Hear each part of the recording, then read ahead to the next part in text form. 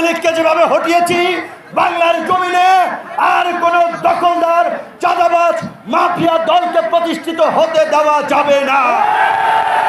কোন দল যেন সংসদে এককভাবে গিয়ে মাতব্বরি করতে না পারে, তাই আমরা সংখ্যানুপাতিক নির্বাচনের দাবি জানাচ্ছি। এই সংসদকে কার্যকর সংসদ করা, জনগণের প্রতিটি ভোটের মূল্য দেওয়ার জন্য প্রত্যেকটি রাজনৈতিক দল যারা যে অনুপাতে ভোট পাবে সেই অনুপাতে তাদের প্রতিনিধিত্ব সংসদে থাকবে। এক দল এককভাবে ক্ষমতায় গেলে কি হয় সেইটা আমরা গত 50 বছরে দেখেছি। আর কোন দলকে এককভাবে ক্ষমতায় নিয়ে আমরা স্বৈরাচার ফ্যাসিবাদী হতে দেব না। এই ক্ষমতায় যেতে না যেতেই বিএনপি নেতা কর্মীদের চেহারার বদল আমরা দেখতে পাচ্ছি।